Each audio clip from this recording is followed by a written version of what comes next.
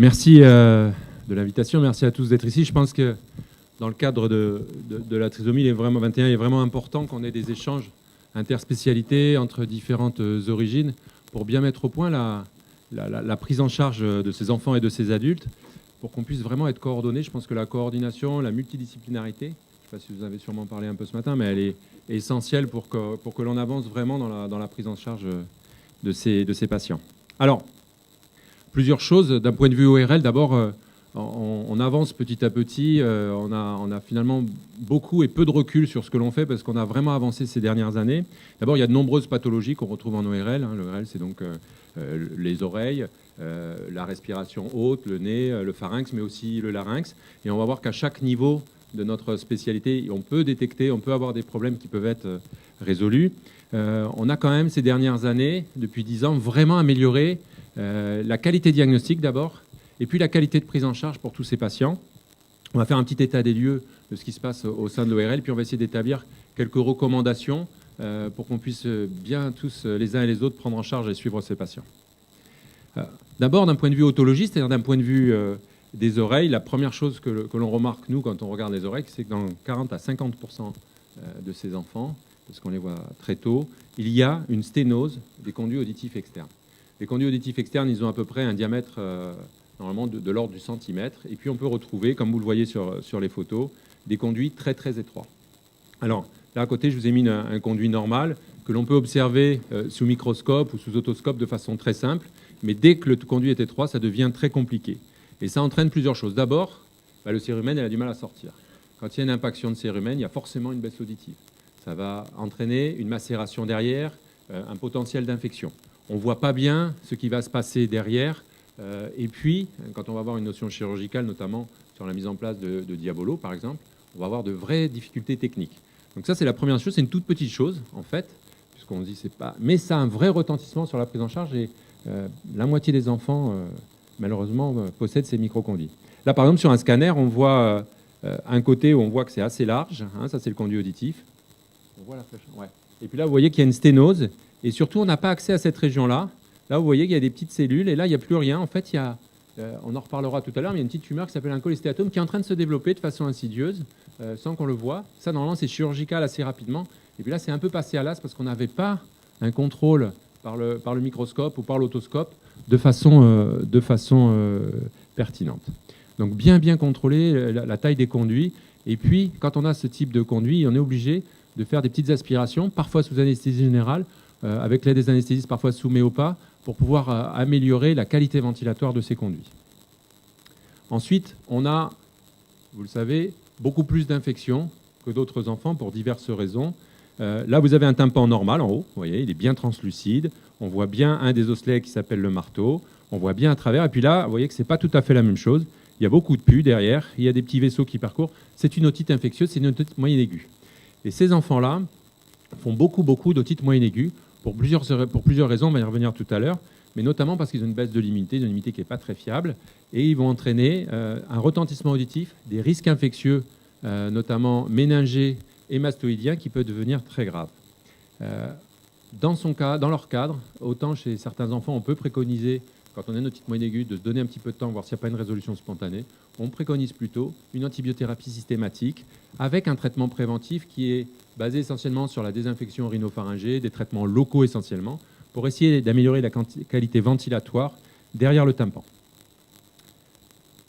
On a des troubles auditifs qui sont fréquents. On a divers types de troubles auditifs, mais ils sont fréquents et on doit les dépister. Alors maintenant, on a la chance de pouvoir les dépister de façon néonatale, parce qu'on fait des tests néonataux à tous les enfants, ou presque. Malgré tout, ce test n'a de valeur que le jour de la naissance. Et que si on a un doute après, il ne faut pas hésiter à refaire des tests. Ça a une vraie répercussion sur le développement du langage, sur le comportement. On a de vraies répercussions sur les troubles auditifs qui sont vraiment de multiples origines. Là, vous avez différents types de courbes. Ce sont des tests auditifs. Vous voyez que par exemple là, ce sont les aigus. À droite des diagrammes, il y a une baisse sur les aigus classiques que l'on peut retrouver liées à l'oreille interne. Mais on peut aussi trouver des atteintes sur les graves liées à l'oreille moyenne. C'est une courbe typique. Là, il y a 50-60 décibels de perte, c'est-à-dire presque la moitié de perte, qui est liée uniquement à une otite séreuse, qui a du liquide derrière le tympan. La recherche de troubles auditifs est un vrai facteur limitant au développement de ces titous. Je parle de l'enfant là, puisque chez l'adulte, en général, on a résolu le problème. Il est donc pour nous important, 1, de les dépister, 2, de les corriger. Il faut savoir que dans le cadre auditif, à chaque trouble auditif, presque à chaque trouble auditif, on a une réponse thérapeutique. Alors, on retrouve beaucoup d'otites chroniques, beaucoup d'otites infectieuses. On l'a dit tout à l'heure, liées aux troubles de l'immunité, mais aussi aux troubles anatomiques. La face elle a une disposition un peu particulière qui empêche notamment la trompe d'Eustache, qui est l'organe qui va établir une communication entre l'oreille et la gorge, va permettre une ventilation, va améliorer l'élimination des liquides qui vont se former derrière le tympan. Vous avez une bonne grippe, vous avez l'oreille qui se bouche, et puis d'un seul coup vous bâillez, et waouh, tout s'est passé. Voilà, vous avez éliminé un peu le liquide, vous avez reventilé derrière le tympan par la trompe d'Eustache. La trompe d'Eustache, c'est quelque chose de beaucoup plus compliqué que ce qu'on pensait. Ce n'est pas juste un tuyau, il y a des petits muscles à l'entrée, à la sortie, qui vont faire des réflexes de succion-aspiration. Ces petits muscles marchent moins bien. Il y a des petites cellules ciliées qui sont chargées d'éliminer ces liquides. Ils marchent moins bien. Elle a une position qui est au départ très horizontale, qui se verticalise avec l'âge. Elle reste très volontiers horizontale. Tous ces facteurs font qu'on a un trouble de la ventilation beaucoup plus fréquent. Et donc, on va avoir des otites séreuses. Les otites séreuses, c'est la présence de liquide chronique derrière le tympan. Quand on a du liquide, le son passe moins bien et on va avoir une baisse de l'ordre de 1/3 très rapidement du niveau auditif. Alors le moyen de corriger ça, c'est d'abord des aérosols, des traitements locaux, mais rapidement, on va être amené à mettre des diabolos, des drains, des aérateurs, des ventilateurs, qui sont des espèces de petites VMC qui vont rétablir une ventilation, qui vont chanter le problème. Dans le cadre des titous atteints de trisomie 21, on a un petit souci, c'est qu'on a souvent des écoulements importants, on ne résout pas forcément le problème. La mise en place des drains doit être vraiment réfléchie avec les parents, avec l'équipe médicale et avec les tests auditifs que l'on fait à répétition pour être sûr du bon fonctionnement et de l'intérêt de la mise en place de ces drains. Elle est d'abord médicale en traitement préventif sur les otites. Là, vous avez par exemple un petit diabolo, un aérateur en place. Ça, c'est le manche du marteau. Et vous voyez, là, il reste un peu d'otite séreuse. Ça, c'est un peu de liquide avec des bulles qui restent derrière le tympan. Avec la ventilation, ça va disparaître. Ça, c'est le cas le plus magnifique. Le tympan est redevenu presque normal. Mais on peut avoir aussi des cas où ça marche beaucoup, beaucoup moins bien. Si vous avez la trompe d'Eustache, c'est ce tuyau-là qui ventile cette cavité-là qui s'appelle l'oreille moyenne. On peut avoir, lié à ces otites chroniques, d'autres pathologies du tympan. Là en haut, je vous ai remis un tympan normal. On peut avoir une perforation. Là, vous voyez un beau trou dans le tympan. Ça, c'est une petite plaque de cicatrisation, c'est pas très grave. Et ce trou-là, il va entraîner un retentissement auditif, puisque le tympan va moins bien vibrer, et de l'ordre de 30 à 40 décibels également, c'est-à-dire un quart de perte à peu près, mais aussi des infections et des écoulements à répétition qui vont embêter un peu la prise en charge. On peut avoir ce que l'on appelle des poches de rétraction. Qu'est-ce qui se passe? La trompe d'Eustache, elle a comme but, 1, d'éliminer les liquides, 2, d'équilibrer les pressions entre dedans et dehors. Quand elle ne marche pas très bien, on a un défaut de pression, on a un défaut d'équilibre de pression. Là, par exemple, ce titou, il manque d'air derrière le tympan. Ce qui se passe, c'est que son tympan, il va être aspiré vers le fond. Et ça, on l'a de façon beaucoup plus fréquente dans ce cadre-là. Ce tympan aspiré vers le fond s'appelle une rétraction. Il va engendrer deux choses. Soit il va s'ouvrir, créer une perforation, soit il va mouler, se coller au fond, agresser la chaîne des osselets et finir par la détruire. Et avec ça, on risque d'avoir une baisse auditive rapide, là, de l'ordre de 60-70 décibels de façon assez classique. Donc avec un retentissement d'autant plus important. Et l'évolution la plus embêtante, la plus grave, c'est ce qu'on appelle le cholestéatome. Qu'est-ce qui s'est passé? Cette rétraction, elle a continué à évoluer, elle s'est autonomisée. En fait, on a un petit kyste de peau, une petite tumeur bénigne, mais très agressive qui s'est mise en place. Ça s'appelle un cholestéatome. Et vous voyez qu'il y a quand même une nette différence entre cette diapo-là, où on voit un polype, le petit kyste, la petite tumeur est là, et ce tympan normal-là. D'accord? Donc il y a eu une évolution sur toutes ces phases, où s'est mis en place un cholestéatome qui est quand même beaucoup plus fréquent chez ces enfants-là, que l'on doit dépister. On l'a vu tout à l'heure sur le scanner, on voyait une grosse masse derrière sur le scanner. Il faut absolument dépister la présence de ces cholestéatomes chez les enfants, chez tous les patients d'ailleurs, trisomie 21. Donc voilà, d'un point de vue oreille, on a différentes origines de troubles auditifs. Ça, c'est lié à l'oreille moyenne. On peut avoir donc des otites infectieuses, des otites séreuses chroniques, pour lesquelles, attention, les diabolos ne sont pas forcément toujours la meilleure solution, des perforations, qui sont l'évolution naturelle de ces otites séreuses, des rétractions du tympan, et pour finir, le plus important, qui doit être systématiquement dépisté, le cholestéatome. On peut avoir associé classiquement des malformations de l'oreille. Quand on dépiste des malformations de l'oreille externe, c'est de façon beaucoup plus fréquente associé à une malformation de la chaîne des osselets, par exemple. Donc il faut absolument, quand on dépiste une petite anomalie auditive ou de l'implantation de l'oreille, là par exemple vous avez une oreille normale, là vous voyez qu'elle est un peu tournée, elle est basse située, elle a une petite rotation, celle-ci elle est mal ourlée, bon celle-ci elle est pratiquement inexistante, mais celle-ci elle est mal ourlée. Quand vous avez une petite anomalie, et ça se dépiste très très bien cliniquement, il faut renforcer un peu, bien exiger le test auditif pour être sûr qu'on n'ait pas des petites anomalies de cette chaîne-là, que sont le marteau, l'enclume et l'étrier, qui sont les trois chaînes, les trois petits os, trois osselets de la chaîne auditive. Le rôle, par exemple, de cette chaîne auditive, c'est d'amplifier par 450 le son. D'accord ? Le son arrive sur le tympan, il vibre. Cette chaîne auditive amplifie de 450 fois et va emmener ce son jusqu'à l'oreille interne, qui va être transformé en énergie électrique pour aller au cerveau. Donc les malformations de l'oreille moyenne, de l'oreille externe, pardon, du pavillon, attention, il faut les dépister, les rechercher, tout comme les sténoses du conduit. On peut avoir associé des malformations de la chaîne des osselets. Ils peuvent être fixés, peuvent être mal formés, peuvent mal fonctionner. Ce qui est très important, c'est l'articulation qu'ils ont entre eux. Quand ils ont une mauvaise articulation, parce qu'ils sont lisés, parce qu'ils sont cassés, parce qu'ils sont soudés, à ce moment-là, une baisse auditive. Et puis, de façon plus fréquente, on a des anomalies de l'oreille interne elle-même. L'oreille interne, elle est formée essentiellement de l'organe de l'audition qui s'appelle la cochlée, dans lequel donc le son va être transformé en une énergie électrique. Si on a des anomalies, on va avoir des surdités dites de perception, comme on a vu tout à l'heure sur les aigus, qui vont altérer très rapidement le niveau auditif, la compréhension, le développement de l'enfant. Donc on les recherche de façon systématique, d'abord par un test auditif, par de multiples tests auditifs, et en fonction du type de perte auditive, on va imaginer un scanner, une IRM, d'autres types d'imagerie pour en faire le diagnostic. Alors, d'un point de vue prise en charge, la bonne nouvelle dans les troubles auditifs, c'est qu'on a pratiquement toujours une solution. D'abord, on a les POA néonataux dont on a parlé tout à l'heure, qui sont un bon moyen diagnostique, mais qui sont juste ciblés à la naissance. On pense qu'il faut que l'on fasse un test auditif par une équipe entraînée aux enfants tous les 6 mois jusqu'à 3 ans. Les dépistages peuvent aller très vite, on peut prendre du retard très vite, même s'ils récupèrent très bien derrière. Moins on a de retard d'un point de vue auditif, meilleur sera le développement de l'enfant d'un point de vue cognitif, d'un point de vue langage, meilleur on sera.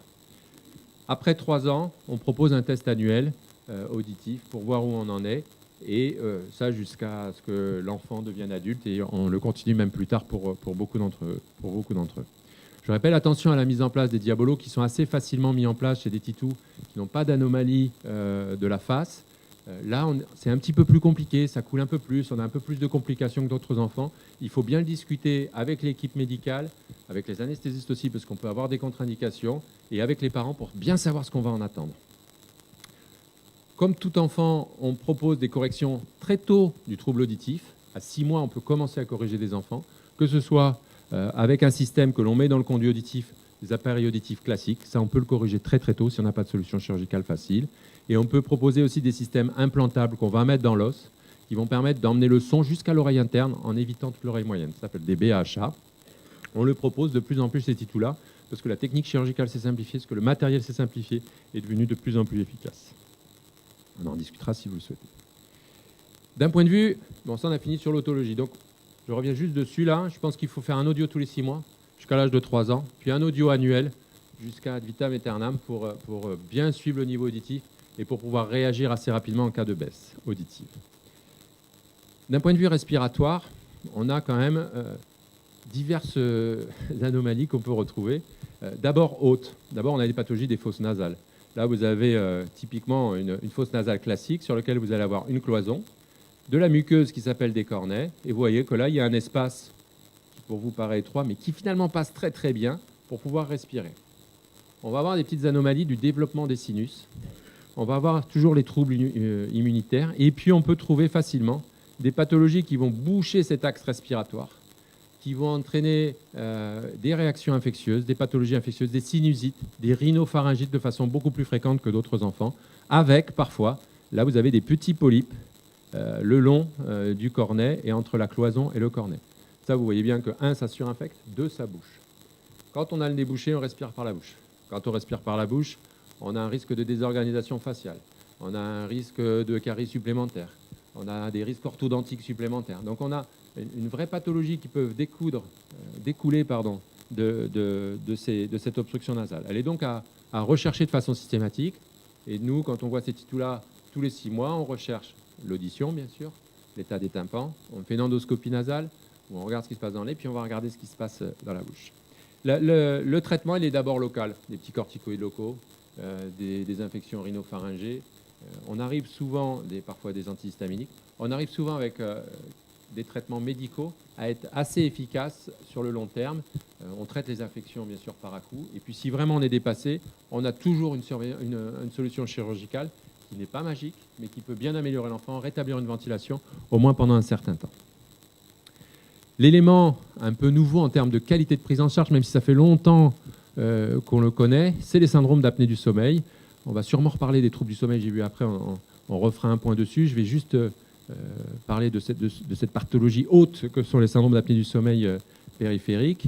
Il y a un blocage respiratoire chez beaucoup d'enfants lorsqu'ils dorment, avec des apnées, avec au moins des hypopnées, c'est-à-dire une baisse du rythme respiratoire, qui est liée à la cavité elle-même oropharyngée qui est beaucoup plus étroite, qui est liée à la macroglossie ou la pseudo-macroglossie qui gêne un peu la qualité respiratoire, une hypotonie musculaire évidente, notamment au niveau de la langue et du voile, une hypertrophie amygdalienne telle que vous pouvez le voir là. Vous voyez que là, ce sont des portes de saloon hein, pour manger. Il faut vraiment que ça pousse un peu pour pouvoir passer. On le voit de façon assez fréquente. Et puis, lié parfois au surpoids chez ces enfants-là, qui sont des facteurs aggravants d'infiltration locale. Le risque, il est bien sûr respiratoire sur le comportement, sur le développement, mais aussi il y a des risques cardiaques, neurologiques et donc sur le développement, qui sont beaucoup plus fréquents chez les enfants atteints d'apnée du sommeil. Alors, en faire le diagnostic, c'est essentiel. Je pense qu'on peut tous l'évoquer, y penser, lorsqu'on voit un titou, rien que sur l'interrogatoire de la famille et sur la clinique. Titou qui respire bouche ouverte, qui ronfle fort, qui transpire la nuit, qui est agité. Il faut pouvoir y penser, pouvoir l'évoquer. Après, on a des façons. Nous, on propose, dans le cadre de la trisomie 21, de faire systématiquement un enregistrement du sommeil. On commence par des polygraphies. Ce sont des enregistrements tels que vous l'avez là, tout simples, où on va placer des petites sangles autour du patient. Il rentre dormir à la maison et on fait un enregistrement pendant la nuit. Et on va avoir une idée, 1, des apnées, 2, le retentissement sur l'oxygène, 3, l'idée du nombre de ronflements et des mouvements, de l'agitation, de la qualité de sommeil. Si on veut vraiment être beaucoup plus pertinent, on fait des polysomnos, c'est-à-dire qu'associé à cette polygraphie, on fait un enregistrement, un EEG, qui va nous permettre en même temps d'avoir une idée de l'état de sommeil dans lequel est le patient. C'est plus compliqué à réaliser, ça donne plus d'informations. Le problème, c'est que les délais sont très longs pour les obtenir, il y a peu de centres qui le font. Donc souvent, avec la clinique, l'interrogatoire et puis la polygraphie, on arrive à avoir une idée diagnostique précise et surtout, on arrive à savoir si on a des chances de l'améliorer avec un geste chirurgical ou s'il faut qu'on mette un système pour respirer. Enfin, ça nous permet d'orienter un peu notre prise en charge. Donc, on est pratiquement systématique quand on a un doute sur des apnées pour au moins une polygraphie ventilatoire. Ça se fait très bien, ça se fait très facilement. Ils arrivent le soir, on leur met les petites sangles, on leur met les petits capteurs, ils rentrent dormir à la maison. Le lendemain, la maman nous rapporte la machine, nous on l'interprète dans la semaine. Et en règle générale, on revoit les patients et on essaye d'établir une stratégie avec eux. Alors là encore une fois, je ne sais pas si je vais vous mettre un petit film, si ça vous inquiète, vous me le dites. Là encore une fois, la prise en charge, elle est vraiment multidisciplinaire. Elle nous concerne nous, elle concerne les enfants et la famille, elle va concerner les anesthésistes, elle va concerner les orthodontistes, elle va concerner les orthophonistes, elle va concerner les pédiatres. Enfin, elle est vraiment multidisciplinaire et c'est à partir de cet ensemble de données qu'on va établir la stratégie. Est-ce qu'il faut mettre une machine pour respirer? Est-ce qu'il faut commencer par opérer? Est-ce qu'on opère des amygdales telles que vous voyez là? Est-ce qu'on va opérer de la base de langue? Enfin, on a diverses techniques. Est-ce qu'on fait un traitement orthodontique? Voilà, on a diverses techniques possibles. Désormais, on a une technique quand même chirurgicale sur l'amygdalectomie qui permet d'être beaucoup plus souple en termes de suite, puisqu'on fait des amygdalectomies partielles avec un bistouri qui s'appelle une radiofréquence, qui a comme avantage, 1, de chauffer beaucoup moins, donc de moins brûler, donc de moins faire mal. C'est-à-dire que les titous, en 4-5 jours, ils ont une alimentation pratiquement normale, grâce, bien sûr, au traitement antalgique prescrit par nos anesthésistes, évidemment. Merci, Nadia. Et ensuite, surtout le risque de cette chirurgie, c'est le saignement. Et on a divisé par 10 le risque de saignement qui passe autour de 0,2-0,3%. Donc on adopte facilement cette technique maintenant avec de très bons résultats sur les apnées du sommeil quand elles sont de cette origine. Ça ne nous empêche pas de temps en temps d'avoir à mettre des machines le soir. Là, c'est un exemple, tout se passe bien. Mais ce n'est pas toujours aussi facile que ça chez ces enfants de les appareiller avec de bons résultats. Il faut qu'ils le partent au moins 2-3 heures par nuit. Mais ça peut être magique quand même en cas de tolérance par l'enfant, en termes de qualité respiratoire, de qualité de vie. Les parents peuvent vite décrire une vraie amélioration dans la qualité du comportement, dans la qualité de vie de ces enfants. Donc la prise en charge, parfois on commence par ces ventilations, on attend un peu, puis on opère dans un deuxième temps, parfois on opère dans un premier temps. C'est vraiment, la décision, elle est multidisciplinaire. Mais pareil, on doit, le rechercher, on doit absolument l'évoquer, le rechercher et le traiter parce que ça va nettement améliorer la qualité de vie et le risque pris pour ces enfants. Ensuite, quand on descend un petit peu, on a des pathologies laryngées à rechercher de façon systématique.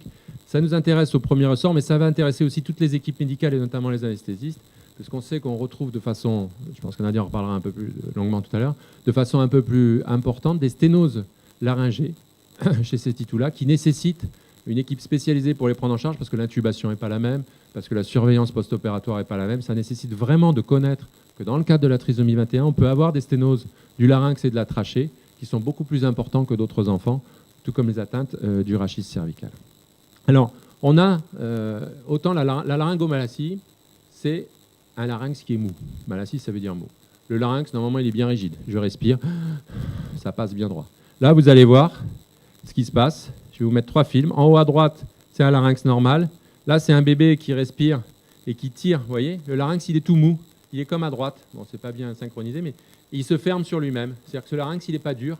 Il se ferme sur lui-même. Ça s'appelle une laryngomalacie. C'est lié à un petit trouble de l'organisation neurologique, musculaire, entre les muscles et les neurones, qui fait que ce larynx, il a du mal à rester ouvert au moment de l'inspiration. Et ça va entraîner des tirages tels que vous les voyez là, par exemple. C'est-à-dire que le titou, il va mettre en route des muscles accessoires qui ne sont pas du tout faits pour ça au départ, pour pouvoir faire passer l'air. Ça va entraîner l'aggravation d'un reflux, par exemple. Ça va entraîner des troubles alimentaires, parce qu'il mange moins bien, il se fatigue, il s'épuise. Donc, c'est un élément à vraiment rechercher au moindre signe. On ne met pas des caméras dans le nez de tous les enfants, mais quand on a un petit doute, on va rechercher systématiquement cette pathologie. On a des toutes petites caméras, des tout petits fibroscopes, des spaghettis, la spaghetti de Gardini, c'est son nom. On la descend dans le nez et on va voir le larynx en position vigile. On fait une anesthésie générale éventuellement dans un deuxième temps, mais le premier temps, il est toujours en position vigile pour voir la mobilité de ce larynx, comment il bouge. Et ça nous permet de voir également un autre élément important qui est donc cette sténose dont je viens de parler, qui est sous les cordes vocales. Là, vous avez les 2 cordes vocales. Là, normalement, ça devrait être ouvert sur sous cette région-là. Les sténose cricoïde, ça s'appelle, qui, bien sûr, si on essaie de mettre un tube pour respirer à l'enfant, on va vraiment créer un œdème, entraîner des complications chez lui. Donc, il faut vraiment l'anticiper, dépister ces pathologies-là, parce que ça peut avoir un retentissement alimentaire, un retentissement respiratoire. Donc, il ne faut pas hésiter au moindre doute sur une modification de la voix chez le tout petit, sur un trouble respiratoire tel que vous l'avez vu, ou sur un bruit inspiratoire, ça s'appelle un stridor, à rechercher cette pathologie-là qui peut être corrigée, en règle générale, de façon purement médicale, en attendant que ça s'améliore spontanément. C'est souvent comme ça qu'on fait. Et puis si vraiment, enfin c'est souvent la technique utilisée, et si vraiment on a un gros retentissement respiratoire, alimentaire sur le poids, il y a une technique chirurgicale où on va ouvrir un peu cette région-là pour laisser passer l'air de façon chirurgicale. Et bien ça tombe bien, parce que je suis à la conclusion. Juste pour vous rappeler donc, que les pathologies ORL sont, vous l'avez vu, assez fréquentes, qu'on peut quand même en faire le diagnostic de façon assez simple, ou en tout cas l'évoquer en consultation. Nous, bien sûr, mais chaque intervenant chez ces enfants-là. On pense que le dépistage auditif doit être systématique. Je vous ai un peu donné ce qu'on recommande, nous, tous les 3 mois, et puis tous les ans, tous les 6 mois, puis après tous les ans, après 3 ans. L'examen clinique, comme d'habitude, est primordial, ce que disent les parents, évidemment, mais aussi ce que vous ressentez quand vous les voyez, c'est essentiel. Et les décisions, on a vraiment évolué sur la qualité de la prise en charge maintenant, notamment sur les apnées du sommeil. On arrive à vraiment améliorer les enfants de façon chirurgicale, mais pas uniquement. Et puis les décisions, comme toujours, elles sont souvent multidisciplinaires, savoir en dosant le risque qu'on va prendre, l'amélioration qu'on va avoir, ce qu'en pensent les orthophonistes, ce qu'en pensent les orthodontistes, pour essayer d'améliorer au mieux la qualité de vie et la prise en charge de ces enfants. Je vous remercie.